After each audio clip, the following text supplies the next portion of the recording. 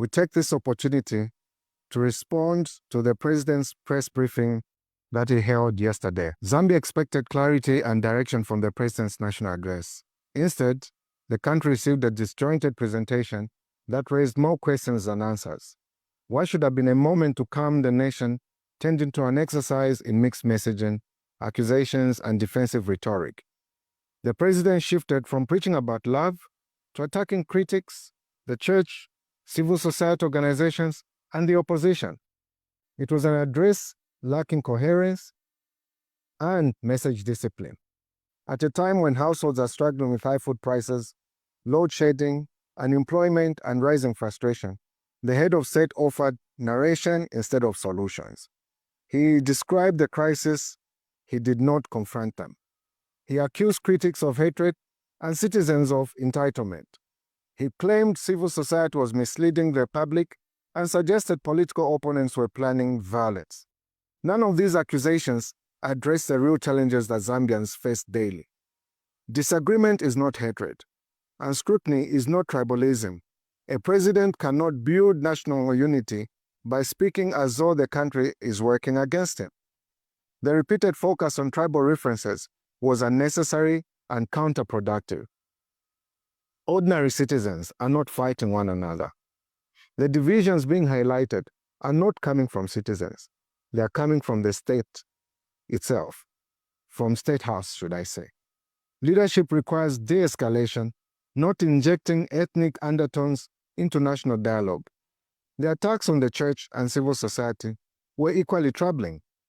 These institutions play a stabilizing role in the republic, especially during periods of political tension. Questioning their integrity instead of engaging them is a sign of leadership under pressure rather than leadership in control. A confident administration welcomes scrutiny. A fragile one treats every question as sabotage. One of the most glaring omissions from the president's address was his refusal to condemn the violent attack on acting PF President Given Luwinda by the ruling party cadres. That silence undermines every statement he made about peace and non-violence. A leader who cannot speak against violence from his own supporters cannot credibly call for national calm. On the economy, mining, and energy, the president again avoided substance. He celebrated the reopening of certain mines, but offered no clarity on ownership, transparency, long-term benefit, or environmental safeguards. He repeated the drought explanation for load shedding without providing timelines, megawatt targets, procurement updates, or relief plans for households and businesses. Zambia does not need applause lines, it needs a plan. He also dismissed concerns about constitutional amendments. Despite public statements from his own MPs and the Attorney General suggesting otherwise. Denying these developments does not reassure citizens, it further erodes public confidence. The narrative that he is hated because of his background or identity is simply not supported by reality. Zambians voted for him knowing who he was and where he was coming from. What has changed is the cost of living, the price of fuel, the hunger situation, the electricity crisis, and the unfulfilled promises. Citizens are demanding accountability, not expressing hatred. Zambia needs leadership with message, coherence, emotional discipline, and seriousness.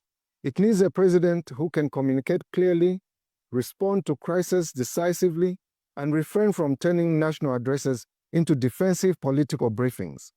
A national address should anchor the country, not leave it more unsettled than before.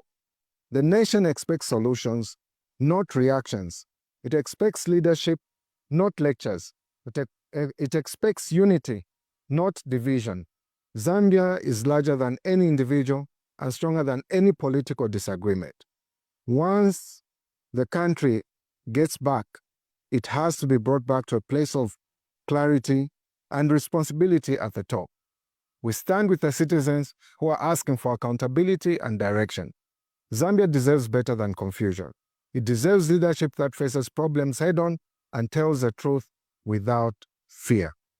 This is our take on the president's statement. God bless Zambia.